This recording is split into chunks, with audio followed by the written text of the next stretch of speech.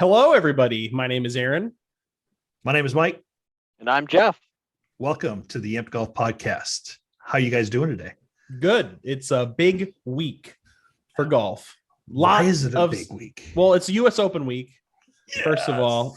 But also last week, the whole Live Golf kickoff happened, right? So do we want to just talk about that first, and then we'll get into like U.S. Open stuff? Yeah, Live Golf is kind of dominating everything right now, right? Yeah. So Taking the oxygen out of the room. I mean, it's living in a space. PGA wants to own that space, right? Everybody's talking about it. Big dollar signs running around. So let's get into it. Brooks Koepka had a lot to say to the media today about them asking questions about Live Golf. He was just like, you guys are casting a dark cloud over this event. He's like, why are you guys asking these questions? That happened last week. Let's focus on the U.S. Open. Asking him about his brother and everything and like all that stuff. So he was not very thrilled about that at his press conference today. He's not the most gregarious person when it comes to interviews as far as, hey, let's get into it. Let's talk, right? Right. He's fairly cut and dry. So I could see where that went poorly for those interviewing him. On top of that, Monahan suspended 17 of the PGA Tour players that were there. Mm-hmm. And we haven't heard anything from the DP World Tour. So the PGA is going to do what they need to do, right? So Aaron and I were chatting a little bit about this before we kicked the podcast off, Mike, and before you got on. The Horse and Buggy Coalition probably wrote a sternly worded letter when the automobile came out. And I get it, right? And the car was proven to be the better vehicle. Now, I'm not saying LIV Golf is the better vehicle, but maybe if the Horse and Buggy Coalition could have made a better case for the Horse and Buggy, we'd still have Horse and Buggy. But we don't. We have cars. Times change, right? So is LIV the next iteration of golf? Are they going to poach everybody away? I don't know, but the PGA's got to defend their product. They have to. And Bryson lost one of his key sponsors, the one in Detroit. What's the God dang it? There's a tournament in Detroit every year, and the sponsor of that tournament is his sponsor. Rocket Mortgage. Rocket Mortgage. Yeah. Thank you. God, couldn't even think of it. They dropped him.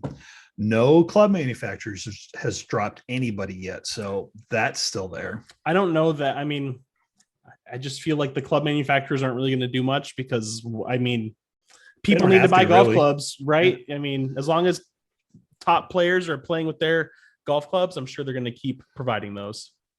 Right. Did I know, Aaron, you said, we talked yesterday briefly, you would watch some of the highlights. Jeff, did you watch anything? Did you catch any of it? I didn't, and I'm kind of upset that I didn't. Part of my problem is I don't just have a ton of time to go watch highlights after the fact. Like if I miss a hockey game, I watch the 5-minute recap and that's all I watch, right? I don't get to see anything else. So I didn't have time to watch a highlight of it. I know they play again June 30th, I want to say, and I'm going to watch it because I think they're in New York. Portland. Or Portland. They could be in Portland. I think it's Oregon. It is I'm Portland. not entirely sure. So they had... there were so many shots because shotgun start, everybody goes. And on top of that, there was a segment called Don't Blink, which just showed shot after shot after shot after shot in rapid succession. It was almost too much. And it wasn't good golf. I mean, the scores were not great. Schwartzel did fine, but there's a 24 under that got paid 150, 160 grand, whatever it is. Why wouldn't you, as a top-ranked amateur or a lower-ranked pro, make that jump and get that 150, 160 grand, or maybe have a chance for more? Because not only did Schwartzel win, what, $4 million? 3.8, yeah. His team won an additional $3 million, which is, so you got another 750,000 on top of that or something stupid. It's just so over 4 million. Yeah. That's crazy. Well, we were just saying too, where I was talking to Jeff, is that, I mean, they just made almost twice as much as whoever's going to win the U.S. Open this week, which is crazy. Yeah.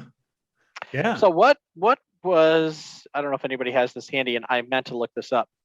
What was Schwartzel's lifetime winnings on the PGA Tour? Because he's done with it now. It wasn't a ton. I wanted to say it was like 3 million or something stupid, but I don't know actually.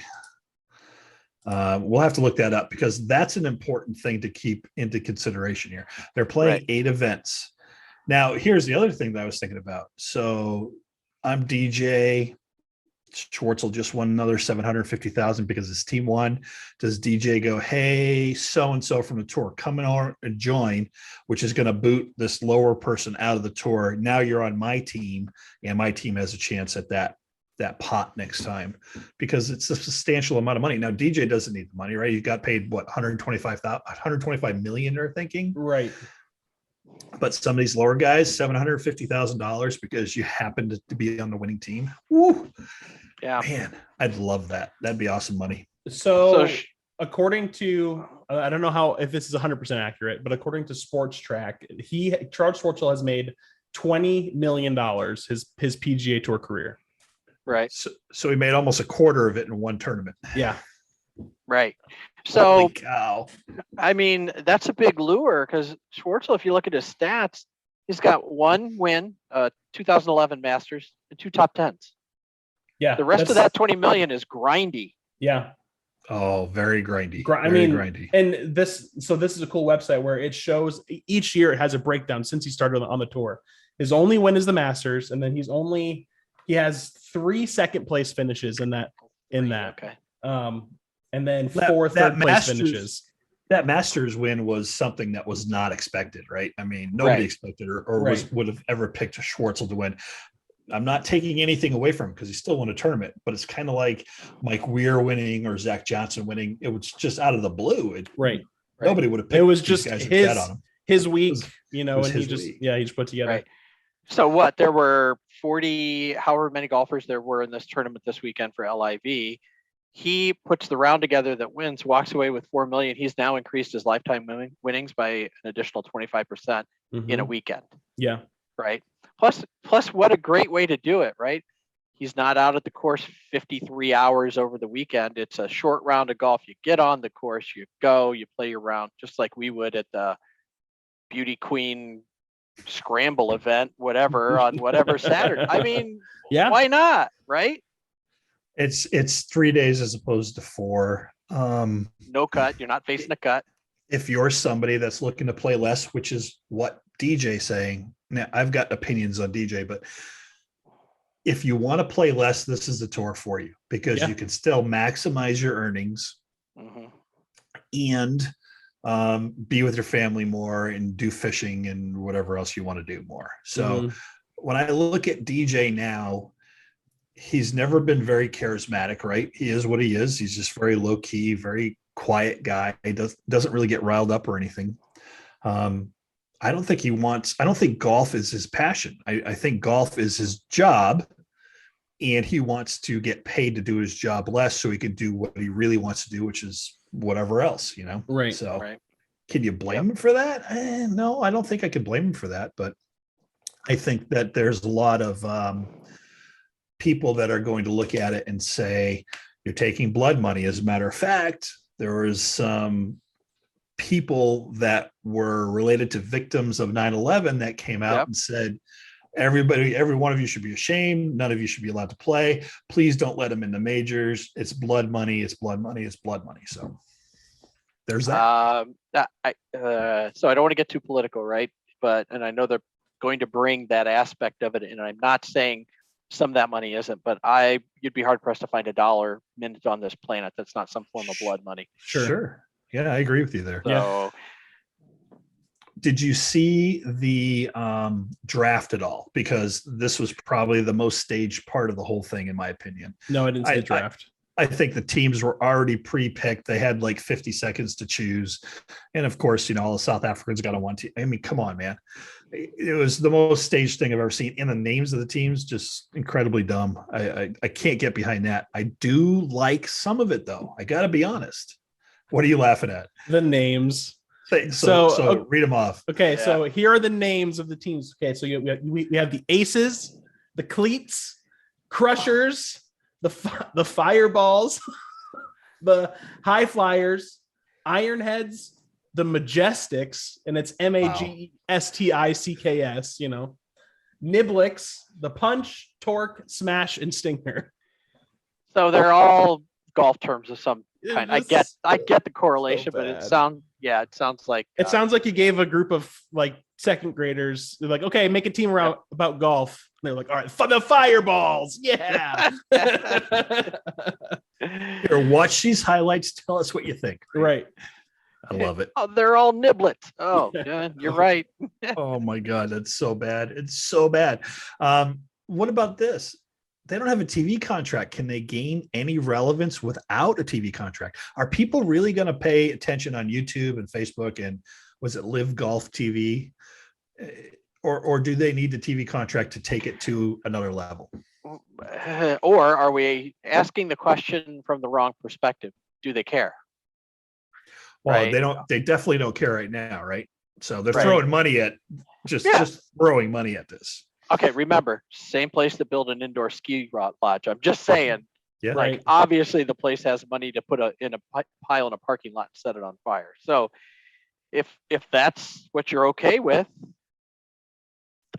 it's just an odd thing. We're asking these questions from the perspective of the PGA Tour. The PGA Tour needs those TV contracts, needs those sponsors, needs these names, needs this prestige. They have all these needs to make it the premier show in town.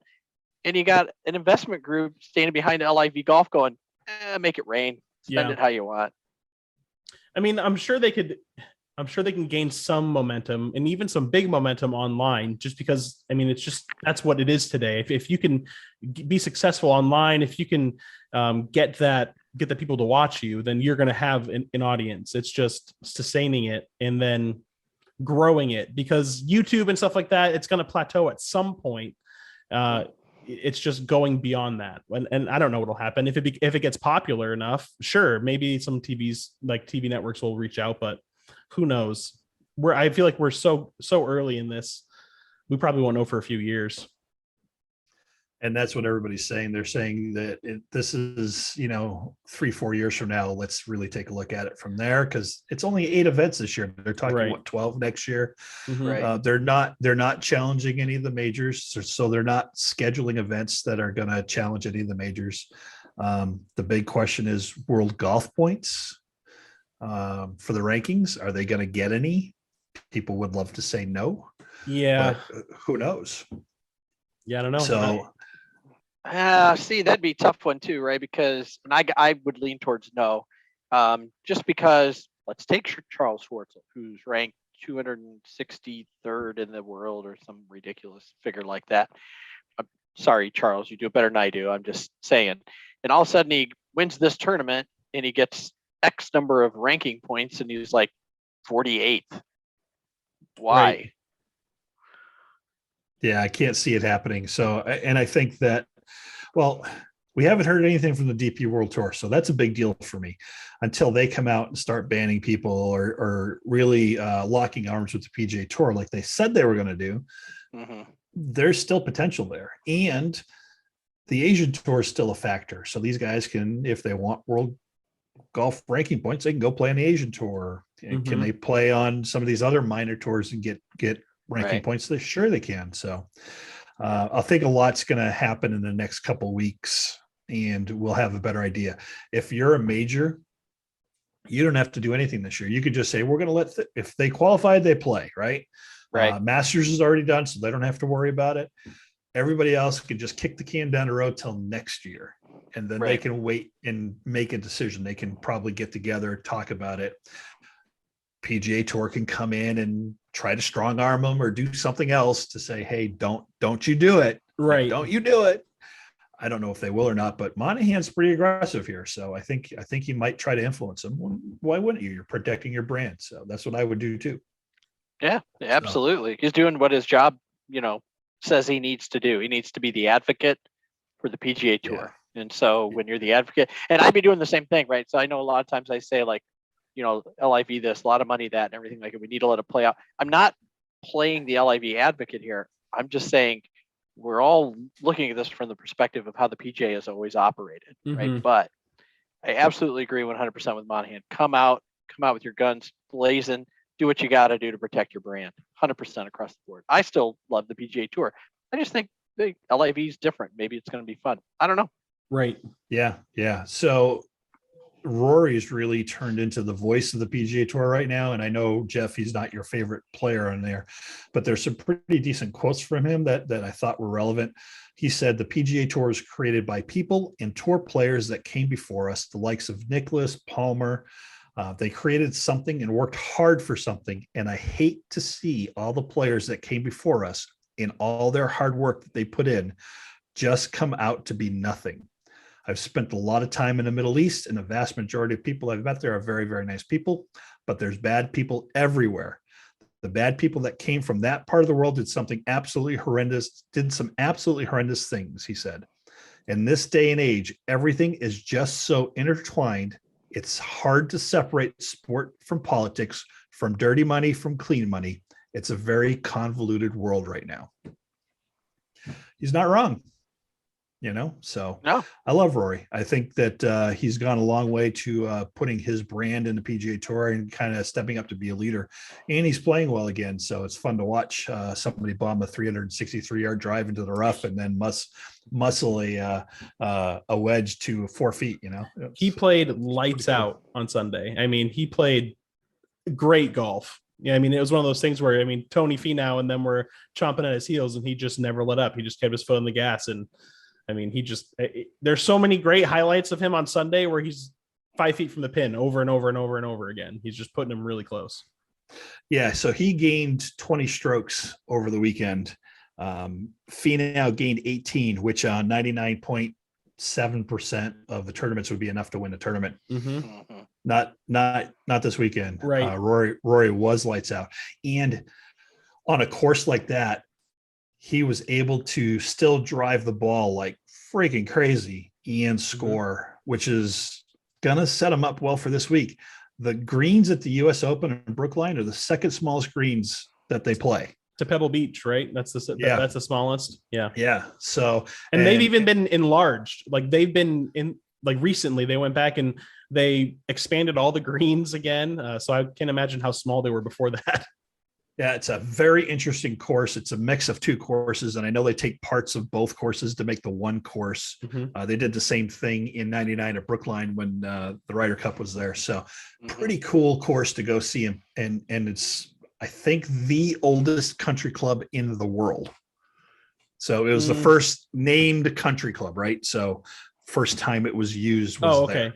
I know it was like one of the founding golf course. Yeah. 5 or 3 golf courses of the USGA. So Francis, we met one here. It's going to be a huge thing. Yeah. It's just some great storylines. Yeah, there's some really great storylines here, and it's going to be a fun weekend. Yeah. So how did you like Rory's little dig at Greg Norman? Because Rory won number 21 and leapfrog Norman, who has 20. So I thought that was brilliant. I thought that was funny too. So I liked it a lot, but Rory did really good. As a reporter said, there's no gimmicks and no funky formats. Yeah. So the digs that are coming at LIV, the Live Golf, are strong.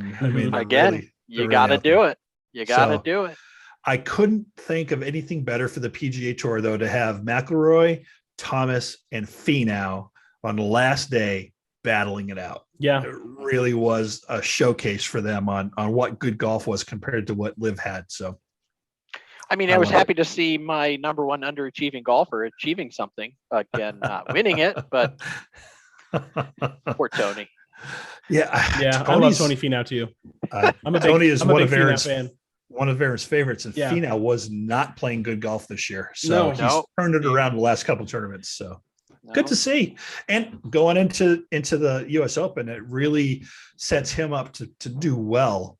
But we'll get to the US Open later. I don't think he has it this week either, but I feel like we'll get into that. His short game is much improved. So this win does bring Rory up to 3rd in the world right now in the world golf rankings. So he hasn't been that high in a while. Patrick Cantlay. And Cantlay, Cameron Smith, and Colin Morikawa.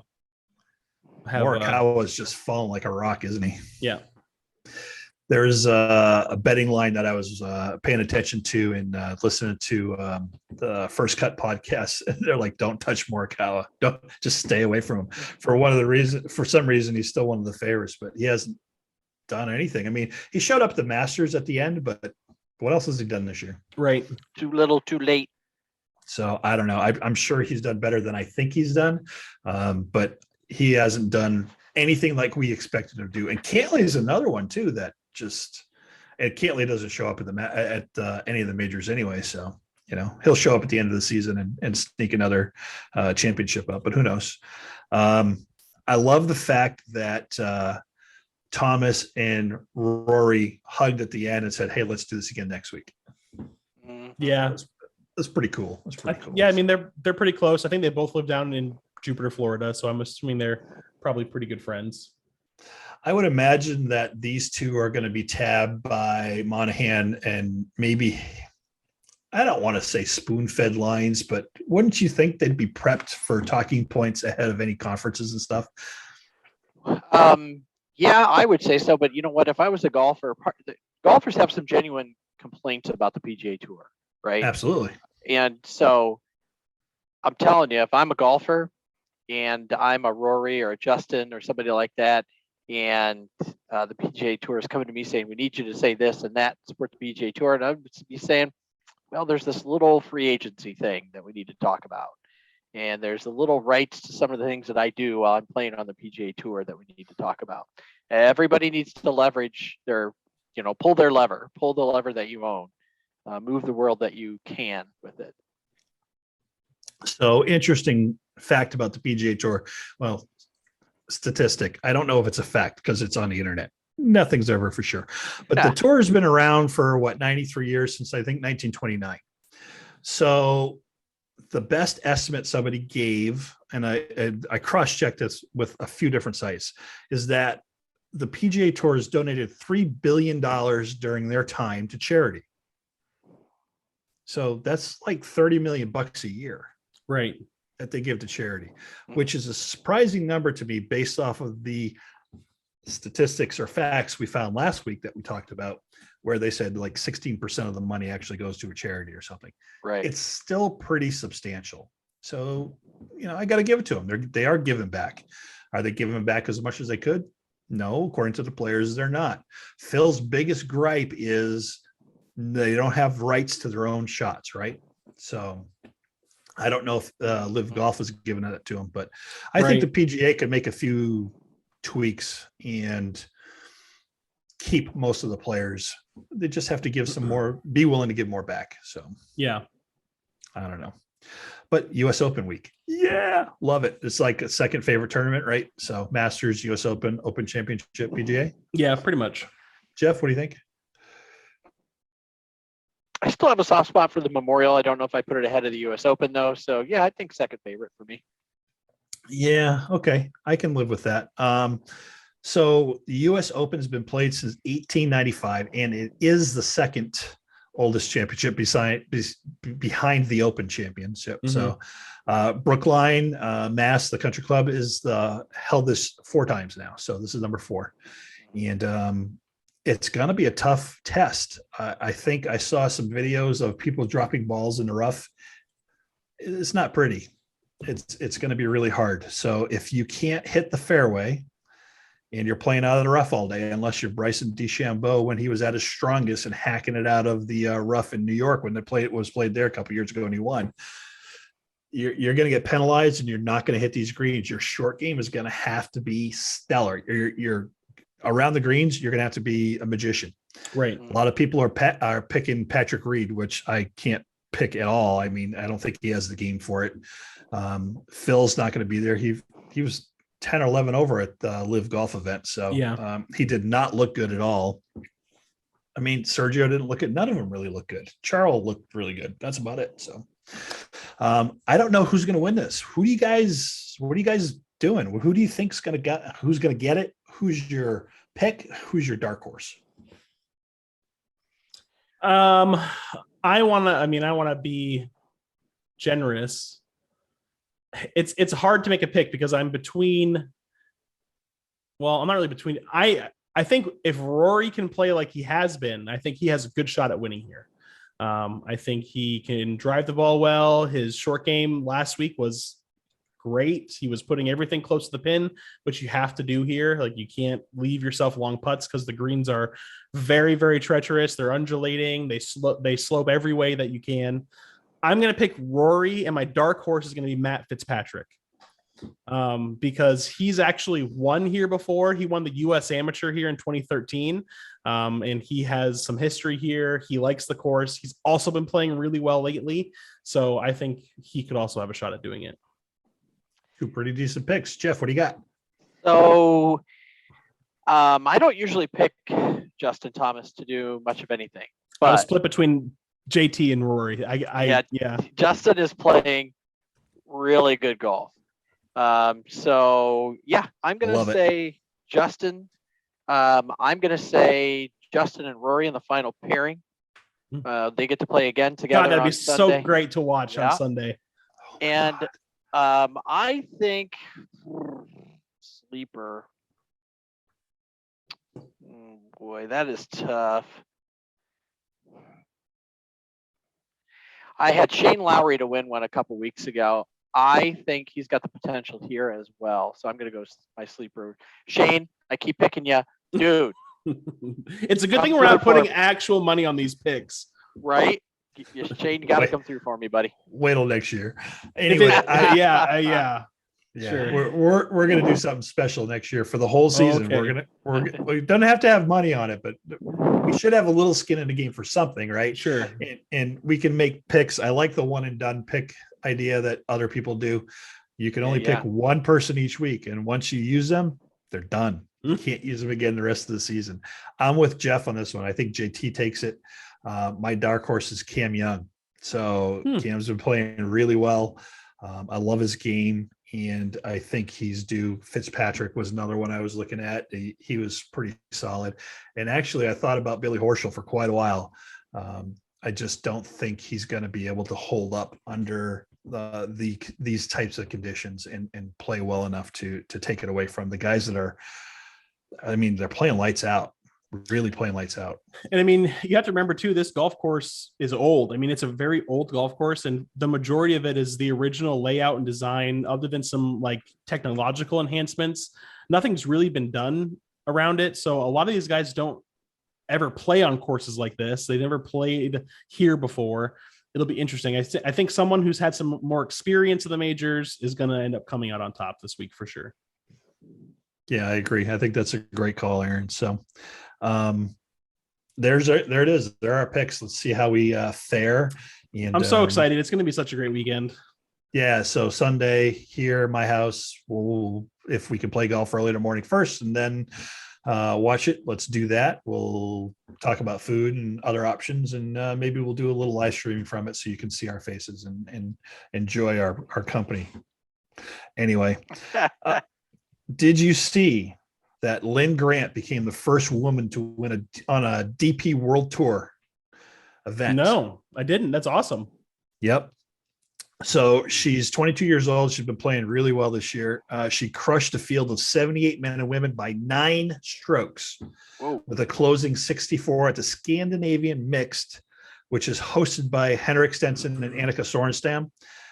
The nearest female competitor to her finished 14 strokes back behind her. Wow. So she really did a great job. Now, the 2 different tees, right, which is totally fair. I don't have any issues with that. Other people did. I think the women should play from a different tee than the men because they just don't have the same style. But Stenson finished in second place, well behind her.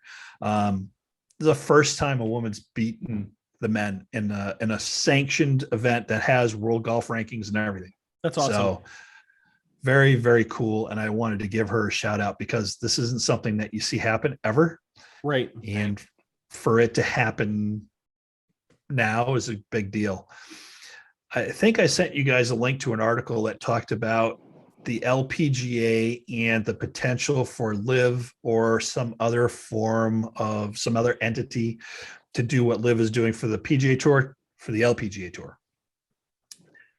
And in that article, there are players saying, look, if I can win $2 million as opposed to $150,000, yes, I'm going to, why wouldn't I do it? Right.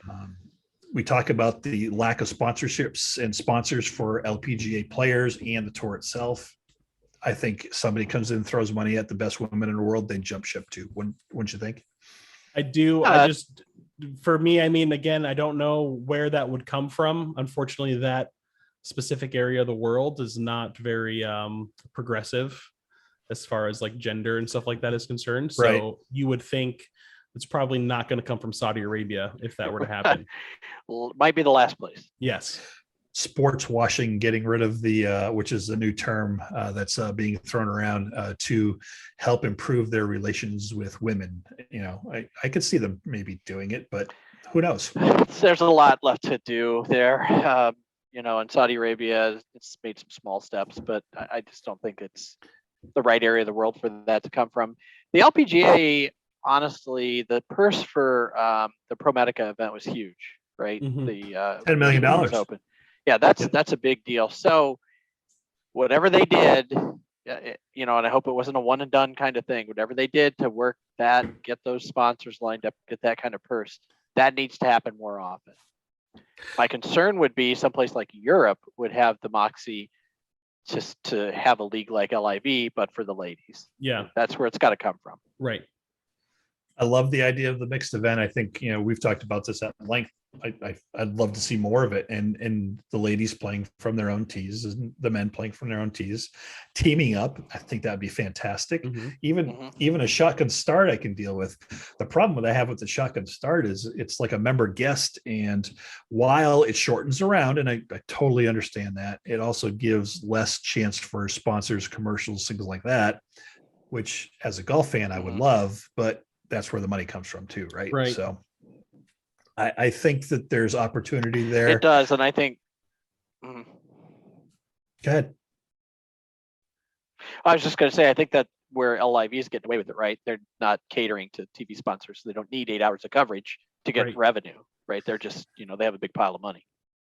Yeah, I don't think revenue is their main concern. Their main concern is how many people can we steal from the PGA Tour and get to play for us, and can we put out the best possible golf, which they didn't do. And see what happens. I think that go ahead. I think that as more people defect to live golf and the teams get better, that's when the interest will start to pick up a little bit more. Right. So. The best part about live golf right now is the scoreboard that they have. Oh, isn't it fantastic? That's the best part. I love it. Yeah. I love it. Other than that, they don't really have much going for them at this point. Again, so early is their first event. I mean, I'm sure it'll be completely different next time, at the end of the month. Right. And of course they touted it as a monumental success. I mean, I don't think there's any other way to look at it. It was successful. They had one of the best players in the world and DJ there. He's still a top 10 player, and Phil showed up and played. Phil does not look good. Have you seen Phil? I haven't seen him swing. Last time he played was February in an event, I want to say. Don't know what the time off was related to. He's always had back problems. I thought that it was getting better for him, but I wonder if he's back to fighting that. Could be. He looks a little scruffy. He looks a little rusty. I don't think he's going to perform well. As a matter of fact, I don't even think he's going to make the cut this week. So I think that course is going to eat him up, and he's going to try to do too much like we do on a course sometimes. So, so with the live golf and the whole talking about TV stuff, I'm just on their YouTube channel. So since they started, they have over 100,000 subscribers on YouTube, which I kind of expected. Obviously, they're going to amass a lot of subscribers, but and again, you can go back and watch these. So I'm sure these aren't accurate numbers, but I bet they're pretty close. The final round of live golf has almost 1 million watchers that watched it live. I could see that. I mean, that's pretty significant. They finished the round on Saturday, which I thought they were going Friday, Saturday, Sunday, but they went Thursday, Friday, Saturday instead. Mm-hmm. So I could see that. If the golf was good, or somebody thought the golf was good, they'd tell a friend, hey, check it out. Schwartzel's doing this, so-and-so is doing that. But there was so much bad golf. Mm-hmm. It was just, I couldn't watch the whole thing. And there really was a lot of it, right? It was just shot after shot after shot after shot, which can be cool under the right circumstances, like the Masters. Right. So I don't know. It's going to be interesting to see what happens. I think I've said interesting like 50 times now. I apologize, but it is interesting. There's a lot at stake here for golf. And Jeff, you said it really well earlier when horse and buggy car, right? Do we move forward or do we stay backward? Stay back. Right. But if you're going to stay with the horse and buggy's got to get improved, right? So you got to have the better product. Mm-hmm. And I think it will. The PGL was trying to partner with this exact format with the PGA for 3 years. I don't even know anymore. 2 years at least, right? So maybe the PGA should revisit this with them, because I would love to see, hey, let's get the top, 48, 54, whatever players in the world on these other events that are, these 8 events or 10 events during a year. And there's a huge pot and there's a team atmosphere. I love the team concept. I really do, because I think that could start rivalries and would lead to maybe better pressers and, more Brooke versus Bryson moments, which, are entertaining, frankly. It works for F1. Why couldn't it work here? Right. Well, that's the thing, right? Name a rivalry, name a sports where the teams or the competitors, because they play each other so often in big events, there's no rivalries. There's there isn't any in hockey that we can think of. Oh, wait, every team hates another team. Yeah. Right. Yeah, Bruins, Canadians, I grew up with that rivalry. Yankees, Red Sox, Yankees, Red Sox. There's a million of them. Mm-hmm. So having these players go against each other and talking smack to each other and, getting pissed off and getting charged up. What if, these 4 people and you did shotgun start, but you could help each other read putts. You could do all kinds of things because you want the team to do well. The Stingers Fireballs rivalry could be huge. It's just huge. Big. I don't know. I think it'd be cool. So obviously some work needs to go into it, but a format like that where 8, 10, 12 events a year, the best of the best are playing in 4-man teams against each other. Oh, man. That could bring some tension to the sport, which hey, it's not a bad thing, right? Yeah. No, I don't think so. Yeah, me either. Brooke Henderson, who's one of my favorites on the LPGA Tour, eagled her first playoff hole to win a ShopRite LPGA Classic on Sunday. So it's her 11th LPGA title for the Canadian, and she shot a 764 at the Seaview Hotel and Golf Club in Galloway, New Jersey. So we love Brooke. She had issues this year when they made the driver change. She was hitting a driver that was 48 inches, I think. Yeah. And she had to cut it back down, and she hated it. Doesn't hate it anymore because she's been showing up to every event. So really good job with Brooke. And we enjoy watching the LPGA every now and then when we can get it. So there's just so much golf right now. So much. And there's so much changing with the sport too. It's every week there's something different happening. It's not the same. And I think that's what a lot of people who don't watch golf assume, is that it's the same humdrum thing every single week and nothing ever happens. But it's like any other sport. It evolves. We learn more. Technology improves. Things happen. There's a lot of drama around golf. It's very fun. It's interesting to see the players who, in February and March and April were like, oh, I can't see me doing this, and this isn't the best thing for my family, to, oh my God, how much money are they paying? Yeah, I'm going here. The best thing. I'm taking that. So this is a business decision. Yeah. Pat Perez was one of the best, I thought, because he's making the jump, and Pat Perez is 167th in the world or something. So he's been grinding it out forever. Mm-hmm. He's like, he said, they talk about growing a game. I don't see how that group over there is growing the game. He touted the PGA Tour, their purses going up, and how everything is just looking better and better on the PGA Tour. And he made the point to say, I've got a lifetime exemption on the Champions Tour, so I could play golf forever. This is great. Not anymore. Yeah, I'm out. So he's one of the ones that flipped pretty quickly when he saw who was playing and how much money they made. It's got to be the reason, right? Yeah. Yeah, money talks. It does talk. Obviously it talks. So Yeah, talks pretty big. So see you, Pat. No, I like Pat. We've watched him on multiple YouTube channels of YouTube golfers, and he's always a very gracious and a good guy, pretty down to earth guy. But he's saying at this point in my life, I got to chase the money. So I think that's what we're going to keep seeing. I think more people are going to defect. Ooh, Rickie Fowler, by the way, is the second alternate this week. So he's got a real shot at actually playing if two people drop out. So, and Rickie Fowler's been one they've been saying is going to go next to live. Not surprised. I thought he had. So I was shocked. Not yet. So Okay. he's talked about it, and he was on a podcast. I think Jeff, you might have sent me that podcast. I did. And she's like, yeah, it's something to consider. A lot of money. Well, what? So Rickie, my other little underachiever, Rickie. Why not? Why not do it if you're Rickie? Why not? What does he got to lose? He's Right. not playing at the level Nothing. where he can compete on the PGA Tour week in and week out. Right. You might get lucky, right? That's always the possibility. But Right. But he's a big enough name where they could probably, spot him a little more than the 150 for the rank and file that they're giving people to play. Mhm. yeah, He might be a 2 or a 4, maybe even a $10 million, ask. sure. I mean, I would imagine that some of these people that are not like the best names in the world are still getting some kind of a bonus to show up and play, whether it's, $500,000, $750,000, $1 million. Right. Man, that's life-changing for people that have been grinding and spending their own money. Rickie hasn't had to spend his own money. He's still got a ton of followers, a ton of support, and his sponsors are pretty loyal. So, what has he got to lose by going over there? Maybe a little bit of sponsorship, but he's still going to be pretty set for the rest of his life. So, Right. I mean, we're talking about millionaires taking money from billionaires, and Yeah, that's you're in can't rarefied. Right. That's rarefied air. I mean, it really is. if somebody came to me and said, Mike, I want you to go over to Saudi Arabia for 3 years. I'm going to give you $100 million. I'd pack my bags. Yeah. Yeah, I would too. I'm sorry. Absolutely.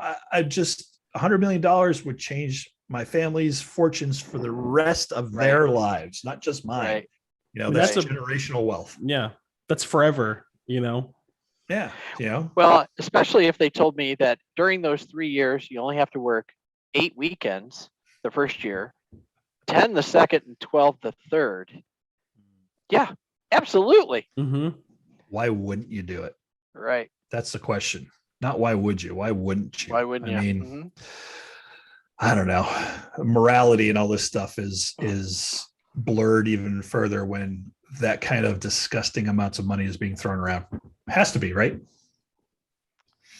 Yeah, everybody's Gotta look out for number one. Always looking out for number one. Yep. So let's talk about our golf games. I'm pleased to announce that Jeff's golf game took a turn for the better, and it really did. Woo! Saturday was pretty ugly. But spent some time reflecting on what was working, and really tried to focus on it on Sunday. So I was hitting the irons most of the day, right on the screws, hard and long, and that's and straight, which I faded a few of them, but right. You did really well. It was a pleasure to watch you compress the ball the way you did, especially on a couple of those 6 irons you hit. Ooh, yeah, they were just finally. lasers. It was really nice to watch. I remember I hit the one, and Aaron goes, "Whoa!" Yeah. Yeah, I mean, so that's one of the best things about we're all amateurs, and we're always going to be an amateur golfer, but being able to play with other amateurs and admire their shots when they're really good is something I look forward to, right? I know that Jeff, last year you hit 2 shots that were absolutely magnificent. Aaron, you've hit some drives that were other level. They traveled so far and they were perfect. They really were. I mean, on 9, putting it in front of the bunker on the left side, and on 14, splitting that tree and the other trees and putting it in front of the green. But let's go back to 14. So I know somebody who tries to stand around a golf ball and do all kinds of crazy crap. Mike, that might be you. And he's going to hit it low under the tree and hook it. And it's got to go this far. And we've all set the shot up. Right. Oh yeah. We've all hit it in the pond, in the woods, 4 feet ahead of us or whatever. But I think I watched a golf ball come out of there exactly the way you drew it up. Yeah, that was a pretty special shot. I was that close though to hitting a little bit too far right and into the tree, and it just clipped it a little bit and stuck a 150-yard 9-iron that I had to hook, to 4 feet. So less than that. There's no comment column on the scorecard, so that's good news. It was fantastic. I think we all hit really good shots. If we can stay out of our own heads, right, and just step up to the ball and make the swing, we're all better. I know I think way too much, and that's the cause of lots of problems. But it is. Right. It is. It's a lot of fun watching other people play well that I get to play golf with, and I look forward to it all the time. You're never going to see somebody hit, a 5-wood from the bottom of a gully under a tree from almost 200 yards and stick it, a foot from the pin. Well, until Jeff does it. Almost. Yeah. Out of nowhere, just struggling for the round, right? A little bit, and all of a sudden, okay, you hit the shot that keeps you coming back. That's what keeps you coming back. Yeah, comebacker, absolutely. So it's fantastic. It's going to be really hot this week here. So the weekend's looking cooler though. So we should be able to play some golf this weekend as long as the rain holds off, and looking forward to that. Oh yeah. 10 on Sunday, if anybody wants to join us. Mary has to lecture. So 10 11 12 1. You don't have to. Don't have to. I think Aaron and I might get out a little earlier. Yeah. But you guys are welcome to come over after your round and finish the US Open. That's fine. So we'll get some food and we'll have a little party. Gotcha. It won't be as big as the Masters, but I think next year we might have to plan differently for PTO. Yeah, take a few long weekends so we can all get together, play golf, and then go watch golf. Right. So I love it. What else you guys got for this week? Nothing crazy. I'm just excited for this weekend. It's my second favorite major open. It's a historic one. I'm sure there's going to be a lot of good coverage about the 1913 Open and everything like that. So I'm excited to see that and see who wins. It's a historic course too. So there's a ton of history. We can watch the open history that they're, I'm sure, going to put together about this course, but also some of the other things that have gone on here, Ryder Cup events and things like that. So there's been a ton of really good golf played on this course. I'm sure Curtis world. Yeah, I'm sure Curtis Strange will have a lot to say about this course because he won here the last time it was played. That's right. So yeah, it'll be interesting. Wow. In 1913? I think it was 1986 or something like that when it was played there last. Something like that. This is a spectacular course. He's not that old. Yeah. No. Hey, a good friend of the channel, Jonathan McCusker, who lives in Rhode Island, who's also one of the biggest Patriots fans I ever know, and an actual expert on Tom Brady's signature through the years, just moved into a house and has this massive garage. So he posts, what should I do with this? So every guy says, of course, golf simulator. 2 things. Golf simulator and garage of a man cave of some kind. So, man cave, right? I reached out to him and said, if you do the golf simulator, let us know. I will drive out there and we can do the podcast from there as we watch you set it up, and then nice. Maybe enjoy it and hit some shots. So congratulations to him. I'm looking forward to see what happens there. Thanks for joining us this week. We look forward to this every week. It's one of our favorite nights of the week to be able to do this. And we're still working out the kinks on the live stream. So eventually we'll get there. Yeah. Those of you that liked and watched and subscribed to our first YouTube video and our YouTube channel, thank you. If you have any friends that like golf, share it with them. But we we really appreciate all the support. Yeah, and if you can throw some feedback in there as well. If there's a topic you're interested in hearing about, if you'd like to not see me drink bourbon like I'm doing on National Bourbon Day, which it is today, I can say that too. So just let us know what you think. Yeah, and Dad, thanks for the pointer of moving the microphone away from my mouth. There you See, go. I did it. Last week was an anomaly. I had to use the Surface camera for it. So, but we're better now and we're ready to go. Thanks for tuning in. Reach out to us on ampgolf@gmail.com. Like, subscribe, please share it with your friends. And if you're in the area and want to play, reach out to us. We're always willing to wager a little bit, not a lot, just a little bit. Not a lot. Not a lot. None of us have a lot, but None of us have a lot. Yeah. We'll do a little bit. Yeah. Okay. Bye, everybody.